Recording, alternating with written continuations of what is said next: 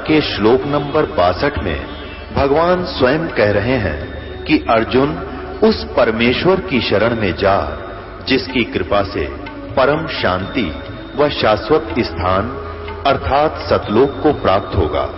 वो परमेश्वर कौन है, कहां है, कैसा है, जानने के लिए कृपया अवश्य सुनिए जगत गुरु तत्वदर्शी संत रामपाल जी महाराज के अमृत वचन।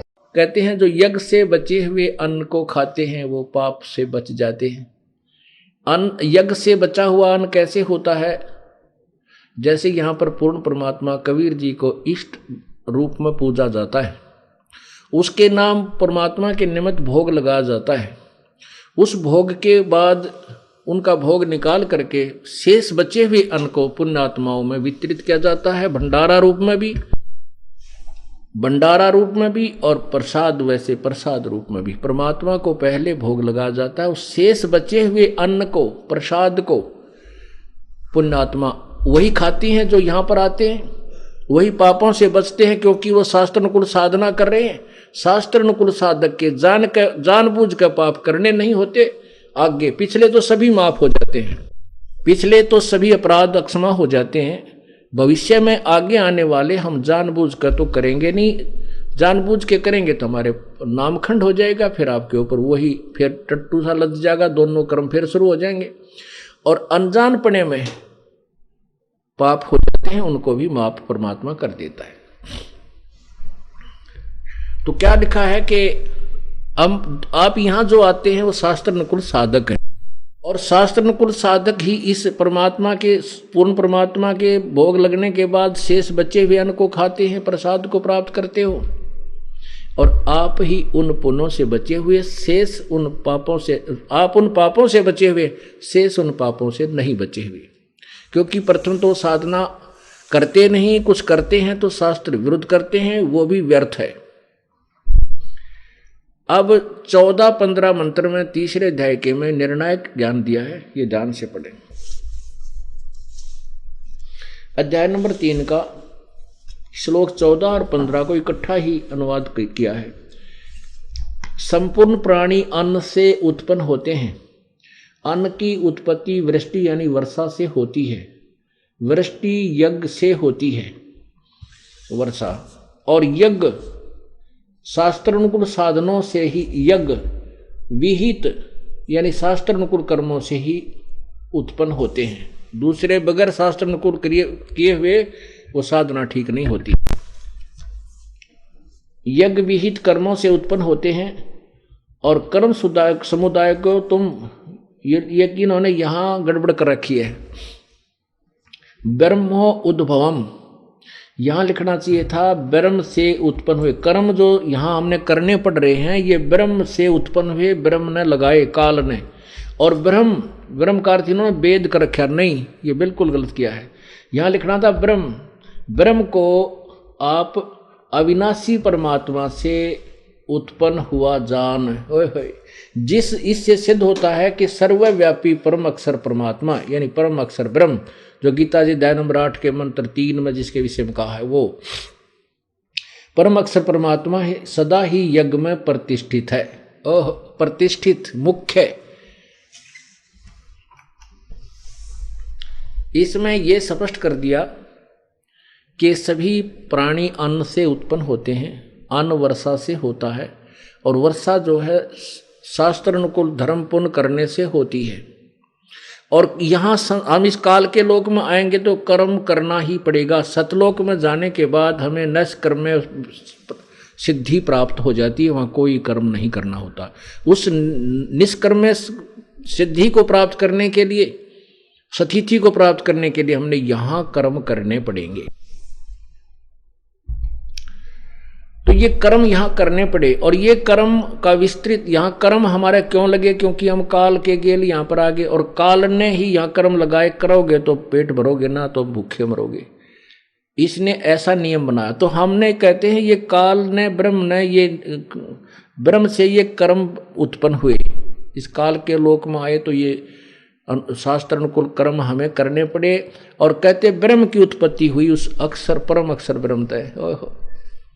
गीता ज्ञान दाता से कोई और परमात्मा है, परम अक्षर ब्रह्म, और वही परमात्मा, वो पूर्ण ब्रह्म ही वह। इससे ये सिद्ध होता है कि वो सनातन यानी सर्वव्यापी परमात्मा, सर्वगतम ब्रह्म, सर्वव्यापक परमात्मा ही वेद यज्ञों में प्रतिष्ठित है। यानी उसी को इष्ट मानकर, मुख्य मानकर जड़, उस जड़ की पूजा की जाती है, उसको इष्ट रूप में मानकर उस परमात्मा को पूजा जाता है। फिर ये वो हमारा शास्त्र अनुकूल किया हुआ पुण्य इन देवताओं के पास जाता है, हमारे शुभ संस्कारों में लिख दिया जाता है, और हम इन ब्रह्मा विष्णु महेश के अंतर्गत हैं। फिर उस पुण्य को ये हमें देते हैं। अब इस प्रकार, अब कोई कहे कि तुम ब्रह्मा विष्णु महेश को आपके गुरुजी ऐसे कहते हैं, वैसा कहते हैं, हम जैसे का तैसा कहते हैं। आप उनकी महिमा, एक हरियाणा के मंत्री की महिमा कोई प्रधानमंत्री करके कह रहा हो तो बुद्धिमान व्यक्ति उसकी बात से सहमत नहीं हो सकता। तो इस प्रकार हम, आप कह रहे हो ब्रह्मा विष्णु महेश अजर अमर है, सर्वेश्वर है, इनके कोई माता पिता नहीं है और ये सर्वेश्वर हैं, सब कुछ कर सकते हैं। हम कहते हैं नहीं, ये केवल एक ब्रह्मांड में एक विभागीय मंत्री हैं, इनके पिता माता भी हैं, ये जन्म मृत्यु को प्राप्त होते हैं, ये अविनाशी नहीं है, नाशवान हैं, क्योंकि ये हमारे सदग्रंथों में और इनके इतिहास में प्रत्यक्ष प्रमाण है। आपके लोक वेद के आधार पर बात करते हो, लोक वेद माने सुना सुनाया ज्ञान जो यथार्थ ना हो। लोक वेद के आधार पर आप इन्हें सर्वेश्वर कहते हो, महेश्वर कहते हो, मृत्युंजय कहते हो, लेकिन वेद ज्ञान, सबसम वेद के ज्ञान के अनुसार और इनके इतिहास में लिखे हुए ज्ञान के अनुसार ये अविनाशी नहीं है, नाशवान है। अब आप देखिएगा, इन्होंने कहा कि ब्रह्म का अर्थ वेद कर दिया, ये न्याय संगत नहीं है, अनुचित है। ब्रह्म का अर्थ भगवान होता है, प्रभु होता है, और वेद का अर्थ है उस ज्ञान, उस प्रभु के विषय में जानकारी, उसका विधान। एक संविधान होता है, एक राजा होता है। राजा को संविधान नहीं अर्थ किया जा सकता, क्योंकि राजा अलग है और संविधान उसका नियम कानून है। और जो वेद को, जो राजा को कहे ये राजा का अर्थ विधान लिख दे, संविधान, तो वो परिचित नहीं है, अज्ञानी व्यक्ति है। ऐसे ही इनको तत्व ज्ञान था ही नहीं। अनुवादकर्ताओं ने गड़बड़ कर दी, लेकिन मूल संस्कृत बिल्कुल सही है। अब हम जो आपको बताना चाहते थे कि साधना हम ठीक ना करके अपना काम बिगाड़ बैठे।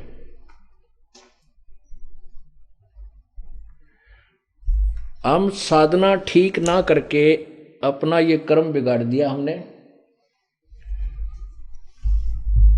पूर्ण परमात्मा की भक्ति करनी चाहिए थी, वो नहीं की। आदरणीय संत गरीबदास साहिब जी जब परमात्मा से परिचित हुए, प्रभु कबीर जी स्वयं आकर के उनको सतलोक लेकर गए। वहां से फिर उनकी आत्मा को वापस शरीर में छोड़ा। पीछे उनको मृत जान करके उनके अंतिम संस्कार की तैयारी कर दी गई थी गरीबदास जी के शरीर की। फिर वापस आए तो उनको शमशान घाट से उठाकर लाए थे। उसके बाद गरीबदास साहिब जी ने परमात्मा का आंखों देखा हाल वर्णन किया है। जिंदा मौला मालिक मेरा, हम सत साहेब जाण्या रे। जिंदा मौला मालिक मेरा, हम सत साहेब जाण्या रे। गगन मंडल गुलजार गलीचा, पेख्या रवि खिल खाना रे। खालिक मालिक है महबूबम, है निर्गुण निर्बाना रे। अलख अलह अलेख अवगत रूपम, शब्द अतीत पछाणा रे। शब्द अतीत रंगे रस भीना, अनुरागी निज ताना रे। अरस खुर्दनी लगी खुमारी, अमी मार सिखाना रे। शब्द समाध लगी अमरापुर, कर सतलोक पियाना रे। शब्द अरूपम नूर जहूरम, कादर पर कुर्बाना रे। यो जग बंधा भोजल फंदा, समझे नहीं विज्ञाना रे। जिन 14 तब रचे छन माही धरे जमी असमाना। 5 तब की गुदरी की निसर्जे पिंड और प्राणा रे। दास गरीब मेहर सतगुरु की शब्द शब्द समाना रे।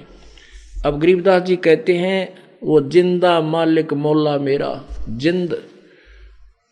जिंदा महात्मा के रूप में परमेश्वर कबीर जी आकर के गरीबदास साहिब जी को मिले थे। तो वो कहते हैं वो हमने सत साहेब जाना रे। सत साहिबा ने अविनाशी परमात्मा को हमने जाना है और उसका गगन मंडल गुलजार गलीचा सतलोक में उस परमात्मा का बहुत सुंदर स्थान है। फिर क्या बताते हैं, ये दृष्टि पड़े सो धोखा रे। कहते हैं जो तुमने ये दिखाई दे रहा ना इस पिंड और ब्रह्मांड में और जो भी ये लोग यहाँ दिखे ये सब धोखा है, ये सब नाशवान है। दृष्टि पड़े सो धोखा रे। खंड पिंड ब्रह्मांड चलेंगे ये थिरना रसी लोकारे, थिरना रसी लोकारे। रजगुण ब्रह्मा तम गुण शंकर यो सतगुण विष्णु कहावे रे। चौथे पद का भेद नियारा कोई बिरला साधु पावे रे। भाई रजगुण ब्रह्मा तम गुण शंकर और सतगुण विष्णु कहावे रे। चौथे पद का भेद न्यारा कोई बिरला साधु पावे रे। रग यजु श्याम अथर्वण ये चारों वेद चित भंगी रे। सक्षम वेद बाचे साहेब का सो संत सत्संगी रे। अब क्या निर्णय दिया है, रग यजु श्याम अथर्वण ये चारों वेद चित भंगी रे। सब सम वेद बाचे साहेब का सो हंसा सत्संगी रे। ये चारों वेद तो चित भंगी हैं, ये कहते हैं पता नहीं, कोई कहता है ऐसा है भगवान, कोई कहता है यूं है, तो इन्होंने अपने आप जो छोरी बनाई है। और लास्ट में ये खुद कह देते हैं वो परमात्मा तो किसी तत्वदर्शी संत से पूछो, यानी पूर्ण ज्ञान नहीं है, ये भी चित भंग करने वाले भ्रमित करने वाले ही है, पूर्ण ज्ञान नहीं रखते। और फिर क्या बताया है, रग यजुर और श्याम अथर्वण ये चारों वेद चित भंगी रे। सब सुषम वेद बाचे साहेब का सो हंसा सत्संगी रे। वो सच्चा सत्संगी माने वो तत्व ज्ञान का साथी है, सत्य का साथी है। उसने तत्व सत्य को पहचान लिया है, उसने सत्य को ग्रहण कर लिया है, वो सत्य के साथ चल रहा है। जैसे गीता जी अध्याय नंबर 4 के श्लोक 32 में कहा है कि जो 25 से लेकर के 31 तक तो वर्णन किया है, कोई ऊपर ने पैर करके, कोई नीचे ने खड़ा हो करके, कोई किसी प्रकार कोई हठ योग करके, कोई प्रणाम करके, कोई श्वास विश्वास की क्रिया को देख करके अपने आप को मोक्ष क्रिया मानता है, साधनाएं करता है, सभी साधनाओं को मोक्षदायक मानकर कर रहा है। लेकिन उस चौथे अध्याय के 32वें श्लोक में कहा है कि उस पूर्ण परमात्मा के मुखारविंद से उच्चारित जो तत्व ज्ञान है, उस सवसम वेद में, उस मुख्य ज्ञान में जो वर्णन किया है वो सब प्रकार का वर्णन है। उस ज्ञान को चौथे अध्याय के 34वें श्लोक में कहा किसी तत्वदर्शी संत से पूछो, वो बताएगा। उसी के विषय बता रहे हैं कि सबसम वेद जो 5वां वेद है, सबसम वेद बाचे साहेब का पढ़े उस परमेश्वर का जो सबसम वेद को पढ़े सो हंसा सत्संगी रे। वो सत्संगी है, वो सच्चे ज्ञान युक्त है।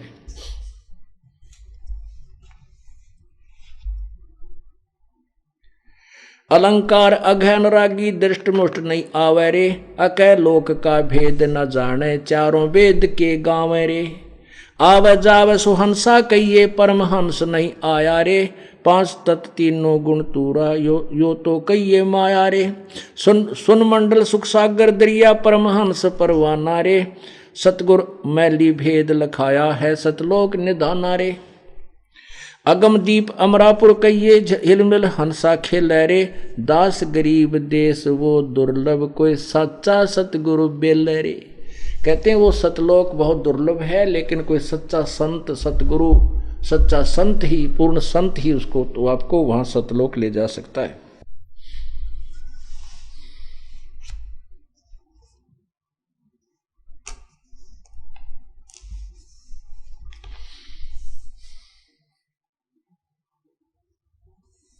ये गुण ख्याल कौन मन पावे, कहाँ आवे कहाँ जावे रे। ज्ञानी गुनी मुनि सब भूले, ये चारों वेद पढ़ावे रे। ज्ञानी गुणी सभी गुणी सब भूले, चारों वेद पढ़ावे रे। अक्षर मैनी अक्षर बोले, सब सम वेद को गावे रे। मुसलमान धरनी विच धरिए, हिंदू अग्न जरावे रे।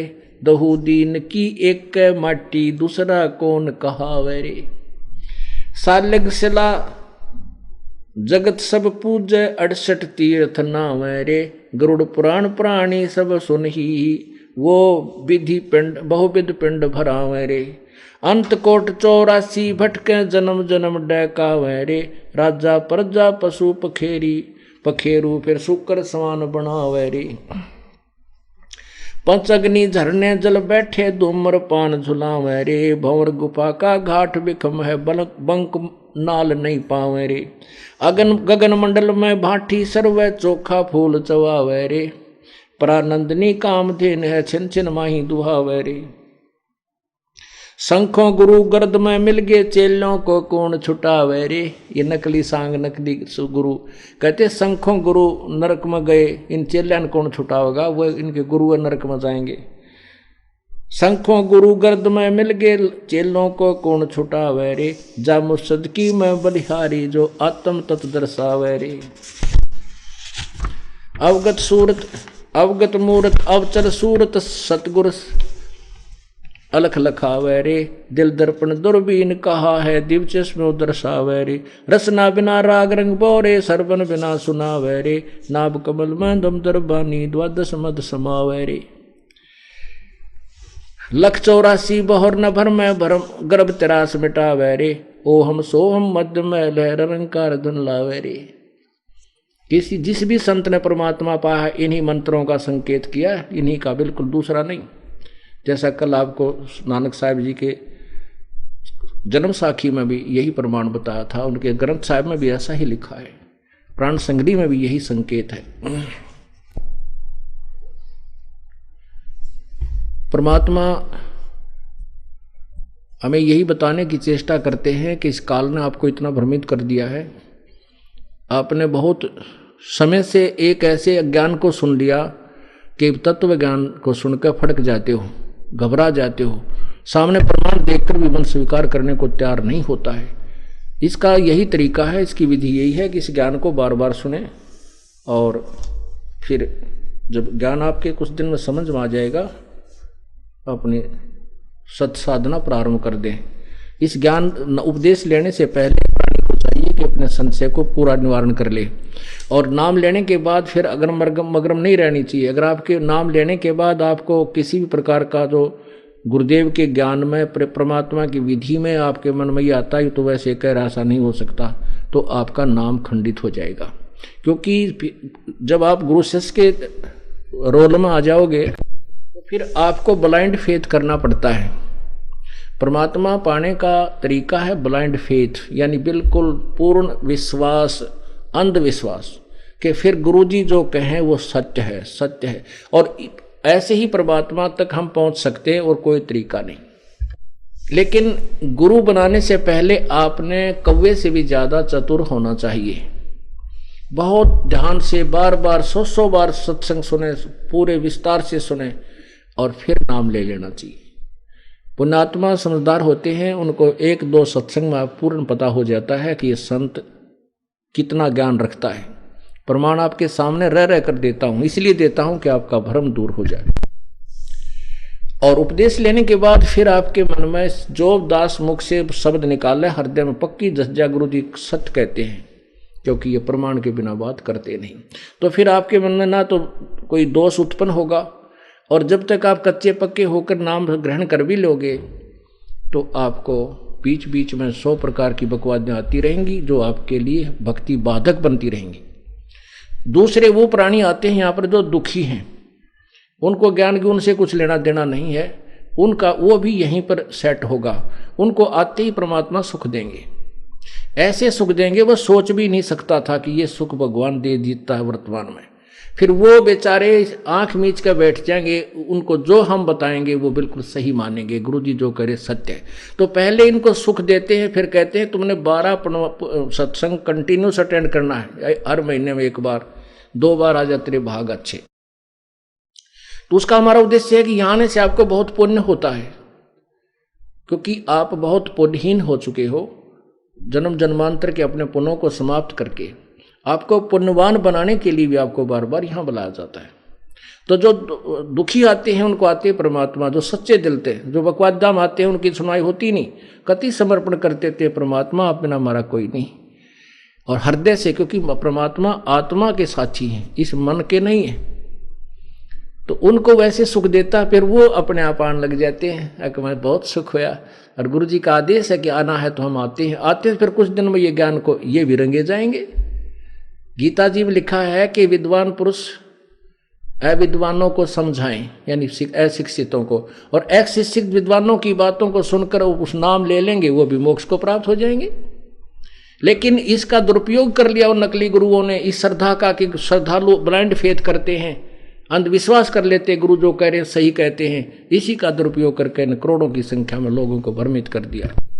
श्रद्धालु गुरु जी के पास जाते हैं, समर्पण कर देते हैं, जैसे पतंगा उड़ करके दीपक के ऊपर जल मरता है, वो वापस नहीं हटता, कि उसका स्वभाव है समर्पण करने का। ऐसे ही नादान संतों के पास जाकर भोली श्रद्धालु उन दीपकों के ऊपर लाल समझकर चमक देखकर उनको जल मरे, वहां पर अपना जीवन बर्बाद कर दिया। तो इस प्रकार उस समर्पण भाव का, श्रद्धा का इन दुरुपयोग कर लिया इन लोगों ने। और अब भी आपने पुनर्ज्ञान को समझकर फिर ऐसा ही ब्लाइंड फेथ मालिक में करना होगा कि परमात्मा सब कुछ कर सकता है, परमात्मा सतगुरु जो चाहे सो कर सकते हैं परमेश्वर, इसमें अग्रम मग्रम नहीं होनी चाहिए। कबीर साहब की शब्द कोश में असंभव शब्द नहीं है, एक ये भगवान है जिसके शब्द कोश में असंभव शब्द नहीं है, ये सब कुछ संभव कर सकता है। मौला थल से जल करे और थल से जल से थल कर देत, साहिब तेरी साहिबी श्याम कहूं अक्सवेत। ये बहुत विस्तार है, फिर अगले सत्संग में आपको सुनाएंगे। बोलो सतगुरुदेव।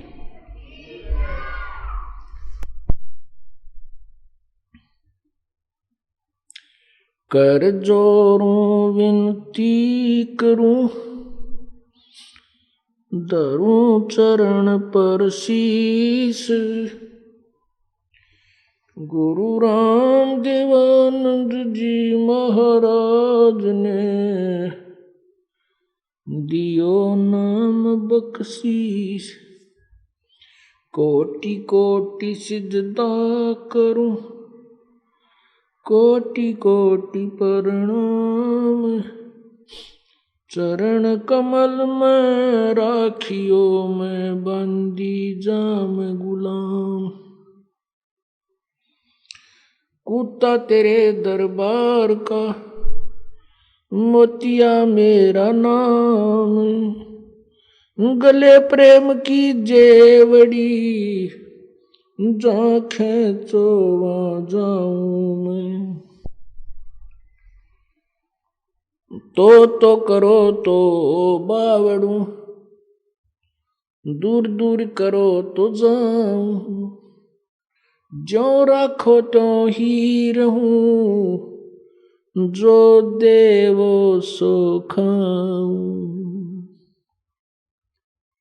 जय इब के सतगुरु मिले, सब दुख आँखों रोए, चरणों ऊपर शीश धरूं, कहूं जो कहनी होए। मानुष जन्म दुर्लभ है ये मिले न बारंबार, जैसे तरवर से पत्ता टूट गिरे वो बहर न लगता डार।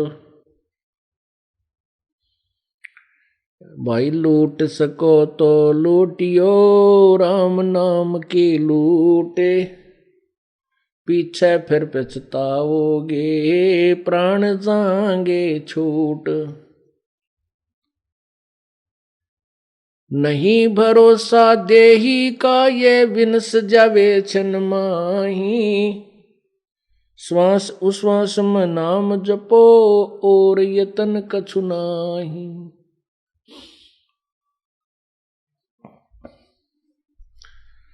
श्वास उश्वास में नाम जपो, व्यर्थ श्वास मत खो, न जाने इसे श्वास को हो, आवन हो के न हो। पृथ्वी पति चकवे गए, जिनके चक्र चलंत, रावण सरीखे कौन गिने, ऐसे गए अनंत।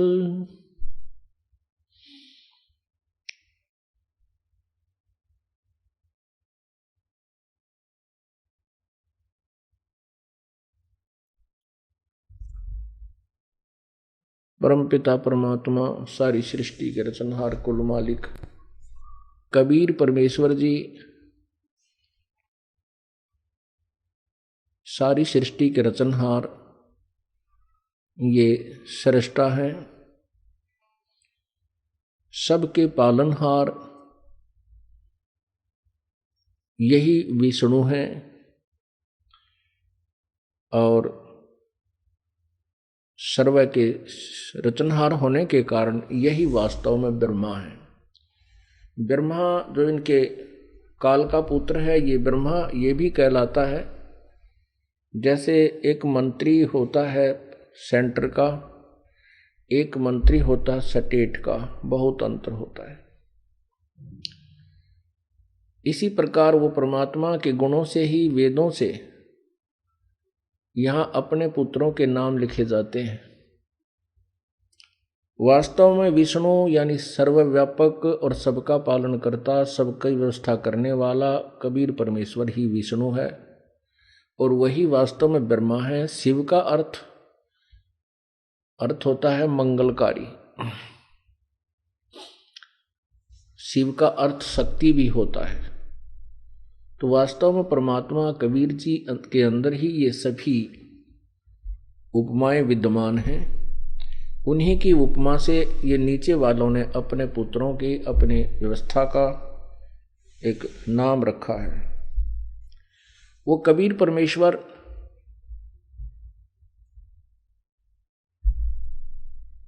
सबके लिए पूज्य है।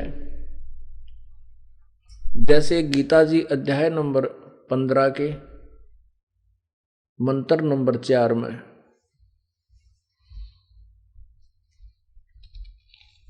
गीता ज्ञानदाता कह रहा है कि जब तुझे तत्वदर्शी संत प्राप्त हो जावे, उस तत्वदर्शी संत से तत्व ज्ञान प्राप्त कर समझ।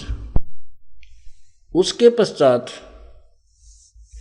जब तुझे तत्वदर्शी संत मिल जावे, उस तत्व ज्ञान रूपी शस्त्र से इस उलझी हुई गुत्थी को काट कर, अर्थात उस तत्व ज्ञान से पूर्ण ज्ञान को समझकर उसके बाद उस परमेश्वर के परम पद की खोज करनी चाहिए।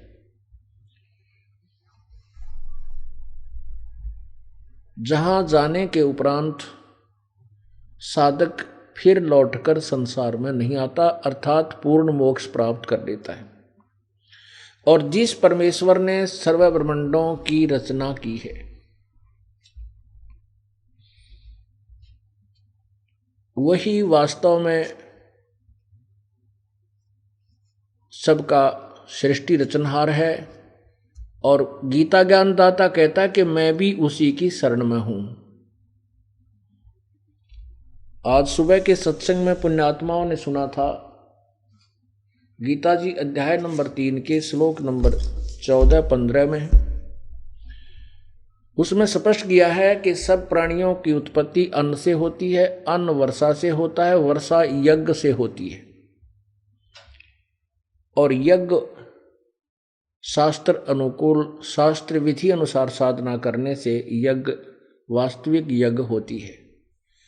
और कर्म ब्रह्म से उत्पन्न हुए इस काल से, और ब्रह्म की उत्पत्ति परम सर्वगतम ब्रह्म यानी सर्वव्यापक परमात्मा उस परम अक्षर ब्रह्म से, उस ब्रह्म की इस ज्योति निरंजन काल की उत्पत्ति हुई, और वो परम अक्षर ब्रह्म ही यज्ञों में प्रतिष्ठित है। सभी धार्मिक अनुष्ठान उसी को इष्ट रूप में मानकर किए जाने चाहिए। जैसा कि आपको सुबह निर्णायक ज्ञान दिया गया था। अब वो गीता ज्ञान दाता स्वयं कहता है कि मैं भी उसी की शरण में हूं। देखिएगा पवित्र गीता जी अध्याय नंबर 15,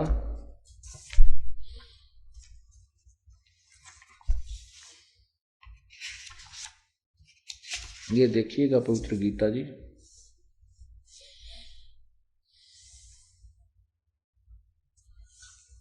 अध्याय नंबर 15 का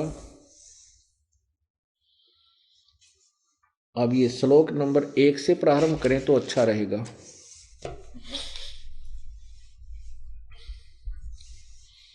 अथ पंचदशो अध्याय प्रथम मंत्र है ऊर्ध्व मूलम अधः शाखम अश्वत्थम प्राहु अयम छंदासी यस्य प्रणानी यह तम वेद स वेदवित्। ऊपर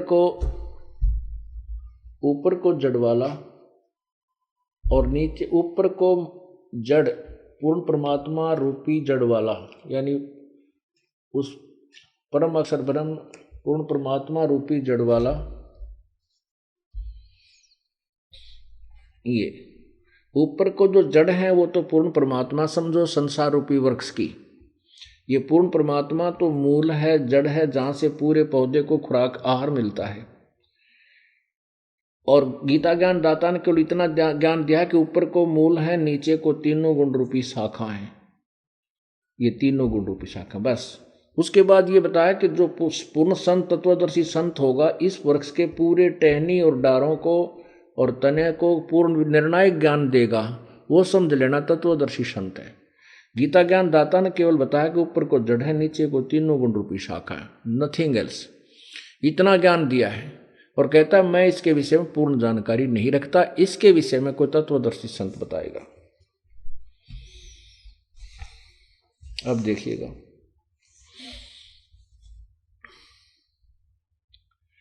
ऊर्ध्व मूलम अधः शाखम अश्वत्थम प्राहु अवम छंदासी यस्य प्रणानी यह तम वेद स वेदवित्।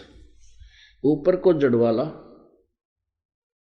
अब इन्हीं का अनुवाद देखते हैं। आदि पुरुष परमेश्वर मूल वाले, आदि पुरुष परमेश्वर अर्थात ऊपर को जड़ है, पुरुष परमेश्वर है। ऊपर को जो जड़ है ये आदि पुरुष परमेश्वर है। ऊपर को आदि पुरुष यानी पूर्ण परमात्मा रूपी जड़ और नीचे को अधः शाखम, नीचे को शाखा, तीनों गुण रूपी शाखा। ये देखिएगा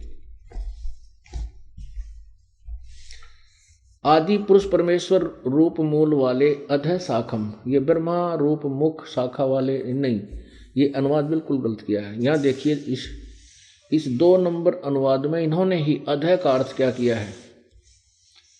अधः माने नीचे, अधः माने नीचे, तो यहां भी हम अधः का अर्थ नीचे, शाखा, शाखम माने शाखा वाले, नीचे को शाखा वाले। संसार रूपी पीपल के वृक्ष को विनाशी कहते हैं। छंदासी, छंद माने विभाग होता है वैसे यहाँ पर अलग अलग। वेद जिसके पत्ते कहे गए हैं फिर भी इन्हीं के अनुसार पढ़ते हैं। उस संसार रूप वृक्ष को जो पुरुष मूल सहित तत्व से जानता, जड़ सहित उस तत्व जड़ से लेकर सभी अंगों का जो जानकारी रखता है, स वेदवित्, वह वेद के तात्पर्य को जानने वाला है, वह तत्वदर्शी संत है। इसका अर्थ ये है। ये ज्ञान परमात्मा खुद आए थे तत्वदर्शी रूप संत रूप में कह, क्योंकि वह अपनी महिमा आप ही बताते हैं। परमेश्वर की रची हुई सृष्टि को परमेश्वर ही बता सकता है, अन्य कोई नहीं बता सकता। इसी कारण से जटिल समस्या बनी रही। कोई कुछ कहता रहा, कोई कुछ कहता रहा, कोई ऊआबाई बकते थे। कोई कहते ब्रह्मा सृष्टा है, कोई कहते विष्णु सृष्टा है, कोई कहते शिव जी सृष्टा है, कोई कहते वैसे बने हैं, कोई कहता परमाणुओं से बने हैं। परमाणु कहाँ से आ गए? परमाणु का भी तो दाता कोई होगा। तो इस प्रकार परमात्मा की जो कृपा है, परमात्मा की महिमा वही जान सकता है। अपनी कृपा से ही वो हमें तत्व ज्ञान प्रदान कर जाता है। अब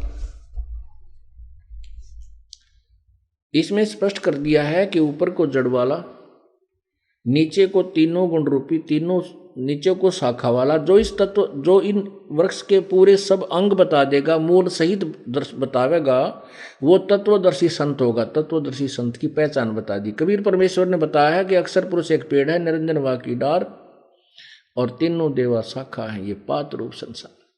ये परमात्मा स्वयं ही तत्वदर्शी संत बनते हैं। स्वयं ही एक नेक भक्त में जो गुण होने चाहिए भक्त के में वास्तविक, वो भी लीला परमात्मा स्वयं ही करते हैं। और एक परम संत और एक परम नागरिक की लीला भी वो परमात्मा स्वयं ही करते हैं। वरिष्ठ नागरिक, श्रेष्ठ नागरिक की, और साथ में परमात्मा भी होते हैं, सतगुरु भी वही होते हैं। अब दूसरे मंत्र में क्या कहा है, अध्याय नंबर 15 का ये मंत्र नंबर 2।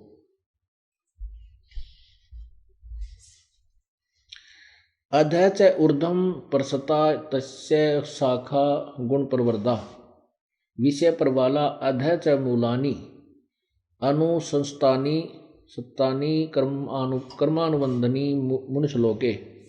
अर्जुन, इस संसार रूपी वृक्ष की तीनों गुण रूप, तीनों गुणों रूप, रजगुण ब्रह्मा, सतगुण विष्णु, तम गुण शिव जी, जल से बढ़ी हुई, ये जल से बढ़ी हुई नहीं, विषय प्रवाला, विषय भोग रूप कोपलों वाली देव मनुष्य आदि त्रिक योनि रूप शाखाएं, ये विषय प्रवाला मैंने विषय विकारों की शाखा हैं। नीचे और ऊपर, सर्वतर नहीं है, नीचे और ऊपर, सर्वतर अर्थ नहीं है इसका, नीचे और ऊपर फैली हुई हैं। मनुष्य लोक में कर्मों के अनुसार बांधने वाली, कर्मानुबंधनी, कर्मों में बांधने वाली मूलानी, मुख्य कारण, जड़ें, अहमता ममता और वासना रूप नहीं, मुख्य कारण है। इस कर्मों के अनुसार हमें यहाँ बांधे रखने के लिए भी ये तीनों गुण, रजगुण ब्रह्मा, सतगुण विष्णु, तम गुण शिव जी मुख्य कारण है।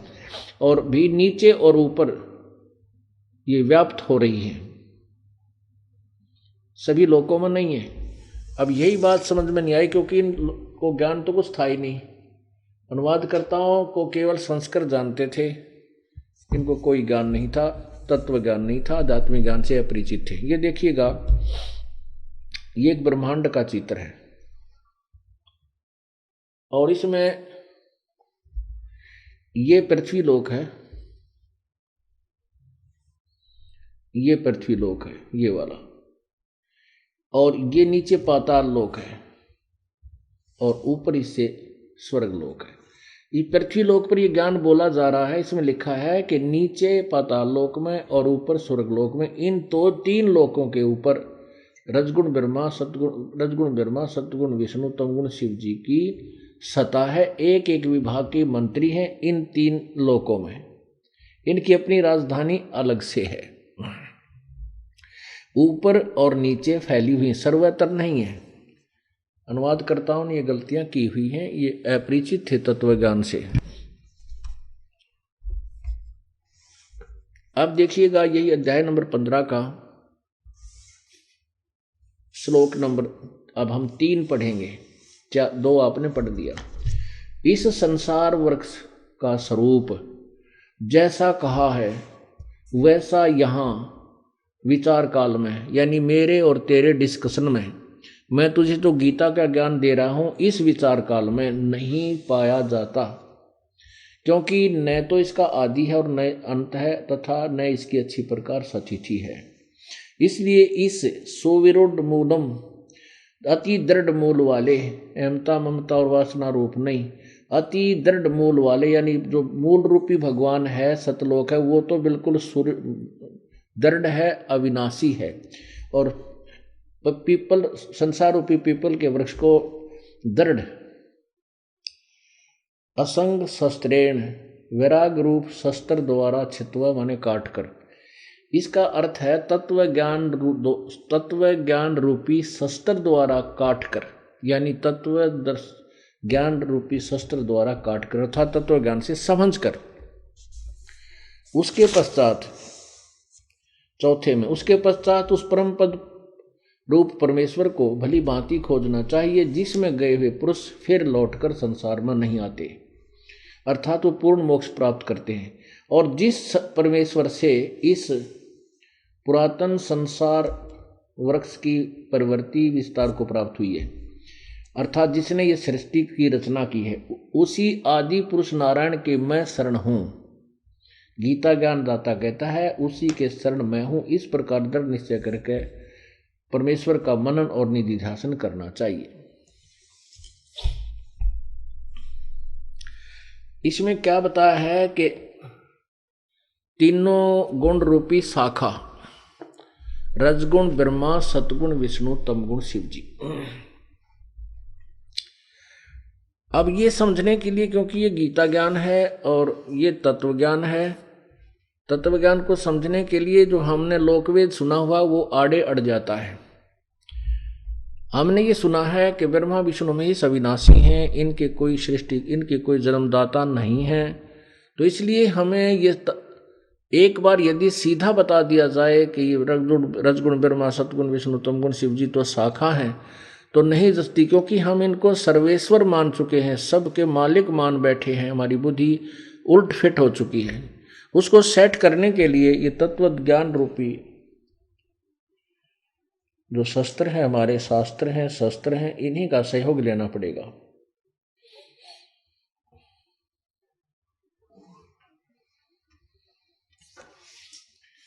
ये देखिएगा, इसके लिए सिद्ध करने के लिए कि रजगुण ब्रह्मा है, सतगुण विष्णु, तमगुण शिव जी, अपने सदग्रंथों का सहयोग लेंगे। देखिएगा, श्रीमद देवी भागवत हिंदी टीका सहित भाग फर्स्ट, प्रथम भाग। अथ श्रीमद देवी भागवतम भाषा टीकम सभाष टीकम समातम। प्रकाशक हैं खेमराज श्री कृष्ण दास प्रकाशन, बंबई 4। अब इसके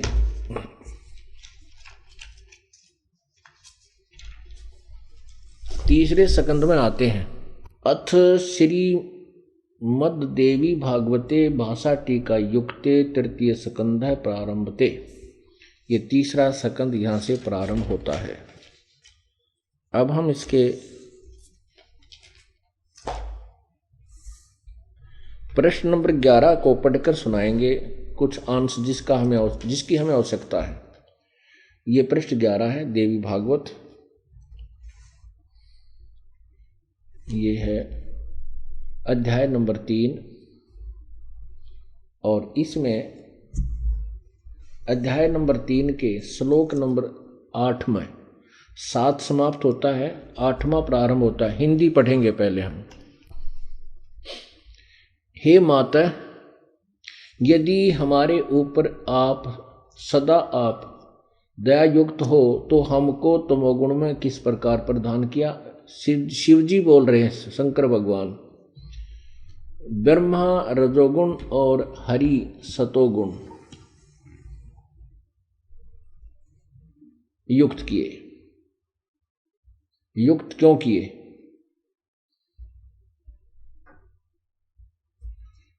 आगे देखो, फिर पढ़िए हिंदी।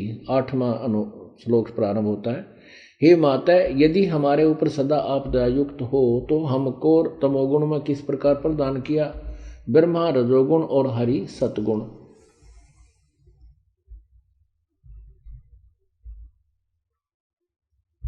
युक्त किया है। अब संस्कृत देखेंगे, क्योंकि हम अक्षर ज्ञान युक्त हैं और लिपि देवनागरी है। संस्कृत को भी पढ़ सकते हैं जोड़ तोड़ ला के। देखिए, ये 7वां श्लोक समाप्त हुआ। ये आपने हिंदी पढ़ा है यहाँ से। अब ये संस्कृत प्रारंभ होती है। ये 7वां समाप्त होता है, 8वां प्रारंभ होता है। यदि दया धर्मना न सदाम्बिके कथम अहम विहिता च तमोगुण। शंकर भगवान कहता है कि मुझे किस प्रकार आपने तमोगुण बना दिया। यदि आप हमारे पर मेहरबान हैं। कमल से उत्पन्न होने वाले ब्रह्मा को रजोगुण संभव, रजोगुण क्यों बना दिया। सुवित किमो सतोगुण हरि, और हरि को, विष्णु जी को सतगुण क्यों बनाया।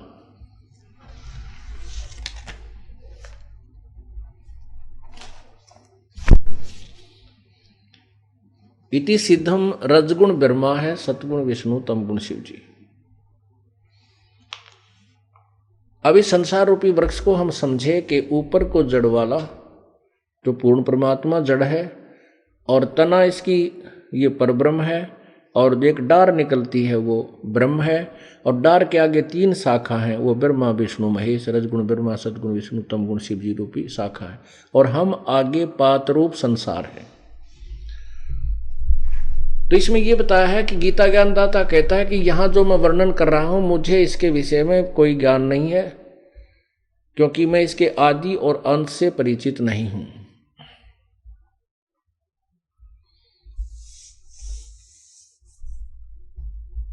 उसके बाद कहा है कि इस तत्व ज्ञान रूपी इस संसार रूपी वृक्ष को तत्व ज्ञान रूपी शस्त्र द्वारा काटकर उसके पश्चात उस परम पद परमेश्वर की खोज करनी चाहिए, जहां जाने के बाद साधक फिर लौटकर संसार में नहीं आते।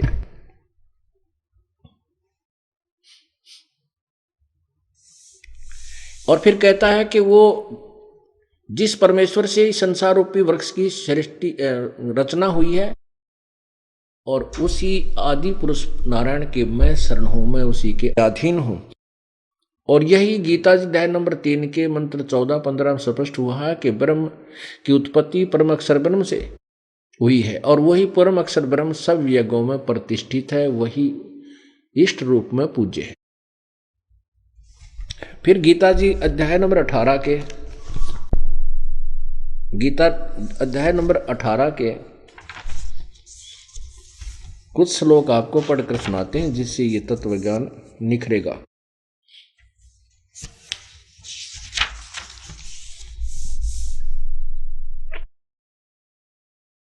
ये देखिएगा, अध्याय नंबर 18 गीता ज्ञानदाता कह रहा है 62 अध्याय नंबर श्लोक नंबर 62 में, हे भारत, तू सब प्रकार से उस परमेश्वर की शरण में जा, उस परमात्मा की कृपा से ही तू परम शांति को और सनातन परम धाम को प्राप्त होगा। ठीक हो गया।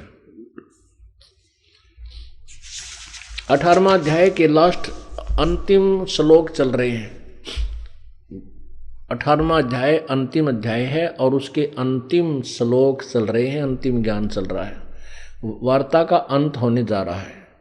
अब गीता ज्ञानदाता कहता है कि मैंने तेरे को गीता ज्ञान पूर्ण रूप से समझा दिया। यदि मेरी शरण में रहना है तो तेरी भी जन्म मृत्यु होगी, मेरी भी होगी, आगे सदा होती रहेगी, और पहले भी हम तुम जन्मते मरते रहे, जैसा कि गीता अध्याय नंबर 2 के श्लोक नंबर 12 में स्पष्ट किया है।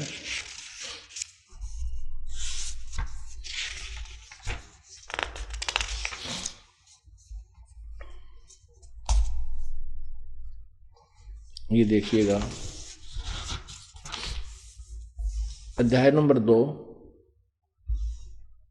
और श्लोक नंबर 12।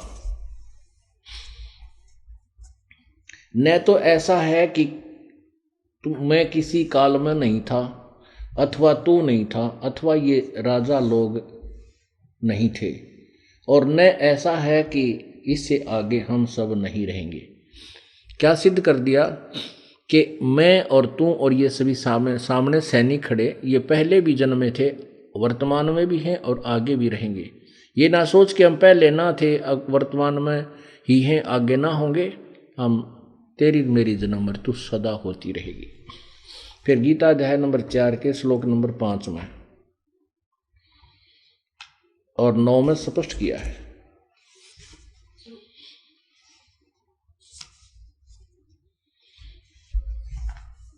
अध्याय नंबर 4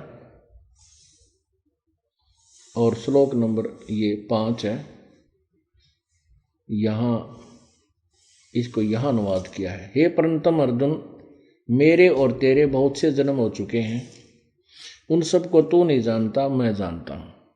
इसे सिद्ध है कि गीता ज्ञान दाता का भी जन्म मृत्यु होता है, क्योंकि अर्जुन नहीं जानता। क्यों नहीं जानता? क्योंकि अर्जुन ये सब उसी से उत्पन्न हुए हैं। आगे देख लो, अध्याय नंबर 9 में कहा है ना, अध्याय नंबर 4 के श्लोक नंबर 9 में कहा है, हे अर्जुन, मेरे जन्म और कर्म दिव्य अर्थात निर्मल और अलौकिक है। इस प्रकार जो मनुष्य तत्व से जान लेता है वह शरीर को त्याग कर फिर जन्म को प्राप्त नहीं होता, किंतु मुझे ही प्राप्त होता है। ये इनका अनुवाद थोड़ा सा उल्ट कर किया हुआ है। फिर भी हमने ये निष्कर्ष लेना है कि इसमें ये कह रहा है कि मेरा जन्म तो होता है लेकिन मेरा जन्म और कर्म दिव्य हैं। आगे देखना, 10वें अध्याय के श्लोक नंबर 2 में कहा है कि मेरे जन्म को, मेरी उत्पत्ति को ये न तो ऋषि लोग जानते न देवता जानते। अध्याय नंबर 10 का और ये श्लोक नंबर 2 यहीं पर है। मेरी उत्पत्ति को अर्थात मेरे जन्म को, लीला से प्रकट होने को न देवता लोग जानते हैं न महर्षि गण जानते हैं, क्योंकि मैं सब प्रकार से देवताओं और ऋषियों का आदि कारण हूं। क्या बता रहे हैं कि गीता ज्ञानदाता कह रहा है कि मेरा जन्म तो होता है लेकिन ये मेरे से उत्पन्न, जैसे ब्रह्म और दुर्गा के संयोग से इन दोनों के पति पत्नी विहार से ब्रह्मा विष्णु महेश की उत्पत्ति हुई। फिर ब्रह्मा विष्णु महेश से आगे ऋषिजन और देवताओं का जन्म हुआ। तो ये क्या बताता है कि मेरे जन्म को न तो ऋषि लोग जानते न देवता जानते, ब्रह्मा विष्णु महेश भी नहीं जानते, क्योंकि ये सब मेरे से उत्पन्न हुए हैं। पुण्यात्माओं, बिल्कुल सत्य है कि पिताजी की उत्पत्ति को बच्चे संतान नहीं बता सकती, दादाजी बता सकते हैं। तो दादाजी कौन है? कौन ब्रह्मा का पिता है, कौन विष्णु की माँ, शंकर का दादा कौन है, हमको जो बताए। अब शंकर के दादा के विषय में बताया जाएगा आज। ब्रह्मा का पिता, विष्णु की माँ, ये सब जानकारी आपको सृष्टि रचना से प्राप्त होगी और सृष्टि रचना के विषय में आपको जानकारी दी जाएगी। जब तक हम सृष्टि रचना के विषय में पूर्ण परिचित नहीं हैं तब तक हम तत्व ज्ञान को नहीं समझ सकते, क्योंकि आध्यात्मिक ज्ञान का कोई सिर पैर हम समझ ही नहीं सकेंगे जब तक हम तत्व सृष्टि रचना को नहीं समझ पाएंगे। तो सृष्टि रचना का जानना अति आवश्यक है। तो अब जो प्रसंग थोड़ा सा चल रहा है इसको पूरा करते हैं, 2-3 श्लोक हैं, उसके बाद आपको आगे सत्संग सुनाएंगे। दूसरा अध्याय नंबर 18 आपने अभी 62 श्लोक पढ़ा था, अब 63 पढ़िए। कहते हैं, वो गीता ज्ञानदाता कह रहा है कि इस प्रकार यह गोपनीय से भी अति गोपनीय ज्ञान मैंने तुझसे कह दिया। तू इस रहस्य युक्त ज्ञान को पूर्णतः भली भांति विचार कर जैसे चाहता वैसे ही कर। अब क्या बताता है गीता ज्ञानदाता कि ये जो गीता का ज्ञान है ये मैंने तुझे दिया, बता। अब मेरी शरण में रहना है तो उठा लठ और युद्ध कर। तुझे परम शांति चाहिए, तने युद्ध याद नहीं करना है तो जा उस परमेश्वर की शरण में चला जा। उसके विषय मैं नहीं जानता, किसी तत्वदर्शी संत की खोज कर ले। मेरी शरण में रहेगा तो न लड़ाई भी करनी पड़ेगी, युद्ध कर और नाम भी जाप कर। गीता जी अध्याय नंबर 8 के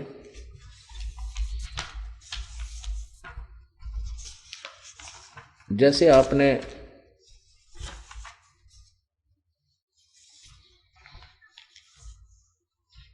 गीता अध्याय नंबर 7 के श्लोक नंबर 29 में पढ़ा,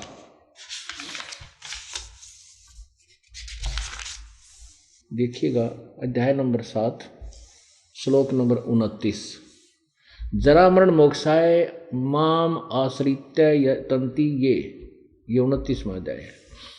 ते ब्रह्म तत् विदु कृष्णम अध्यात्म कर्म चैखिलम। ये तत् ब्रह्म देखना, तत् ब्रह्म, ब्रह्म तत्, इसका अनुवाद है जो मेरे शरण और होकर जरा और मरण से छूटने के लिए यत्न करते हैं वे तत् ब्रह्म। ये तत् वो ब्रह्म, वे तत् ब्रह्म यानी उस ब्रह्म को, उस परमात्मा को, पूर्ण अध्यात्म को तथा संपूर्ण कर्मों को जानते हैं। यह देखिए 8वें अध्याय में अर्जुन ने प्रश्न किया प्रथम ही मंत्र में कि हे कृष्ण, क्योंकि वो कृष्ण समझता था इसको, काल को, क्योंकि श्री कृष्ण में वो काल बोल रहा था, ऊपर से बॉडी श्री कृष्ण की दिखाई देती थी, इसलिए अर्जुन कृष्ण कह रहा था। क्या पूछा? एक हे पुरुषोत्तम, वह ब्रह्म क्या है? वह ब्रह्म क्या है? वो तत् ब्रह्म कौन है? ये तत् ब्रह्म जो आपने बोला 7वें अध्याय के 29वें श्लोक में, इसका तीसरे मंत्र में उत्तर दिया। क्या बताया? वो परम अक्षर ब्रह्म है। अब आगे चलिए, अब 5वें मंत्र से प्रारंभ करते हैं इसको समझने के लिए। गीता ज्ञानदाता कह रहा कि जो पुरुष अंत काल में भी मुझको ही श्रवण करता हुआ शरीर को त्याग कर जाता है वह मेरे साक्षात रूप को प्राप्त होता है, उसमें संशय नहीं है। आगे देखो 6 में क्या बताया है कि अध्याय नंबर 8 का श्लोक 6, इसमें कहा है कि हे कुंती पुत्र, अंत काल में जो मनुष्य, यह मनुष्य अंत काल में जिस भी भाव को स्मरण करता हुआ शरीर का त्याग करता है उसको ही प्राप्त होता है,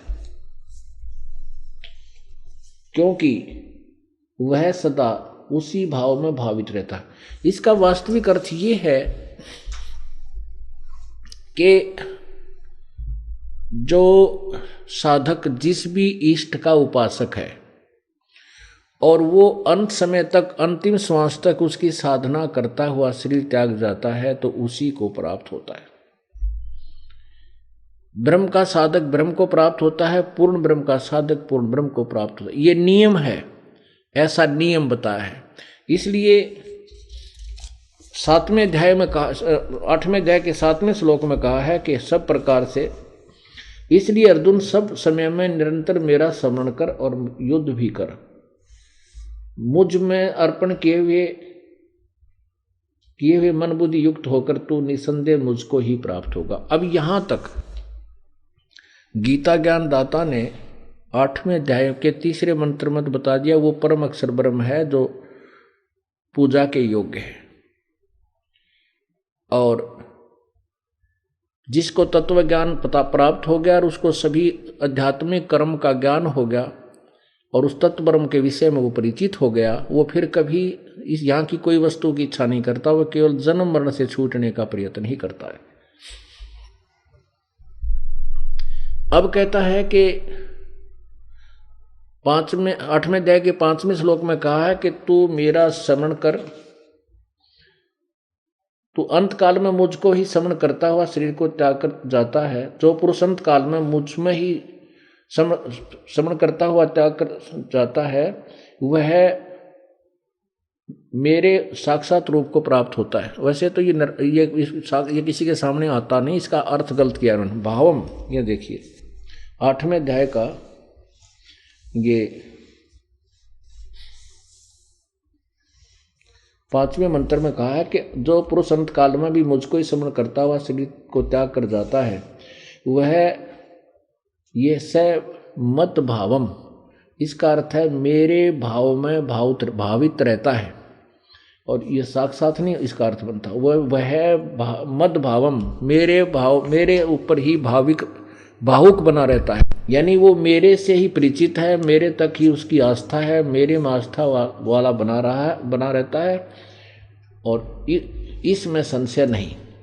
आगे लिखा है कि 6 में ये प्रमाण दिया है कि कुंती पुत्र ये नियम है हे अर्जुन पुत्र, यह मनुष्य अंत काल में जिस भी भाव को स्मरण करता हुआ, भाव को स्मरण करता हुआ शरीर को त्याग करता है उसको ही प्राप्त होता है, क्योंकि वह सदा उसी में भावित रहता है।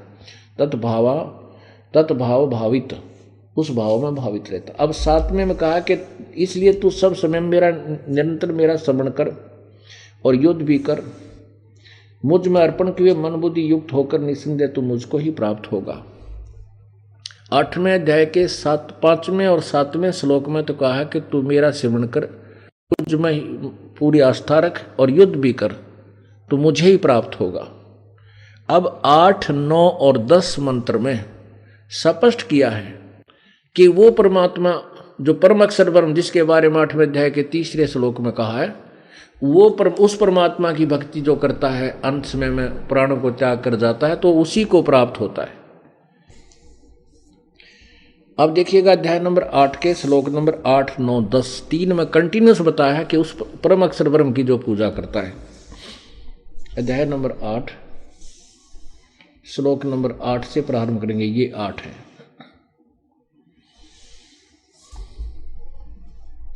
हे पार्थ, यह नियम है कि परमेश्वर के अध्यान अभ्यास रूप योग से युक्त, ध्यान के अभ्यास रूप योग से युक्त दूसरी ओर न जाने वाले चित्त से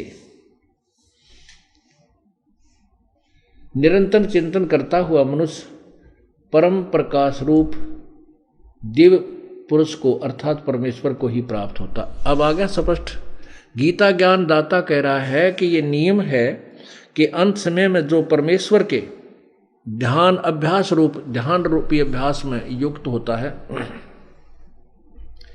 इसमें ध्यान कोई अर्थ नहीं है, अभ्यास लिखा है। अभ्यास हम बताते हैं, नाम बैठत नाम उठत नाम बैठत नाम सोत जागबे, नाम खाते नाम पीते नाम सेती लागबे। ये अभ्यास जो करते हैं, सिमरन का जो अभ्यास करते हैं श्वास उश्वास का, उससे उसी परमात्मा की प्राप्ति होती है। वास्तविक इसका अर्थ ये है। फिर देखिए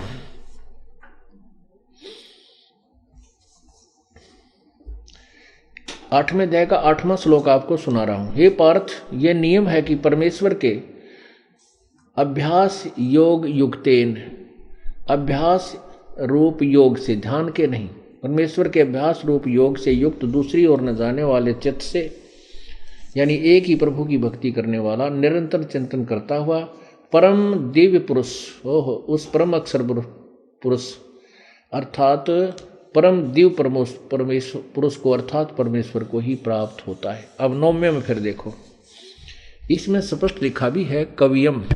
अब ये कवियम शब्द जो है ये कबीर देव की तरफ है, कबीर देव। अब देखो जैसे ये यजुर्वेद है, ये यजुर्वेद है, इस यजुर्वेद को संधि छेद कर दें, यहां यजु अलग कर दें और 2 बिंदी लगा दें या रे लगा के उसके हलंत लगा दें और वेद, और कहीं पर इस यजुर्वेद की महिमा चल रही हो और यजुम लिखा जाए, यजुम, तो भी इसी यजुर्वेद की ही महिमा होगी और वहां लिखना होगा यजुर्वेद को जिसने पढ़ा है, यजुम, जहां यजुम लिखा होगा वो सेंटेंस के आधार पर निर्भर करता है। तो ऐसे ही यहाँ कवियम शब्द उस परमात्मा की तरफ संकेत है पूर्ण रूप से, लेकिन हम यहाँ इतना दृढ़ता से नहीं कह सकते क्योंकि अब हम इसी के अनुसार चलेंगे जैसा टीका इन्होंने किया है। हम इस कबीर शब्द को सिद्ध करने के लिए, कबीर परमात्मा का नाम है, ये अलग से हमने एक बहुत बड़ा निर्णायक ज्ञान दिया है, वो भी बताएंगे।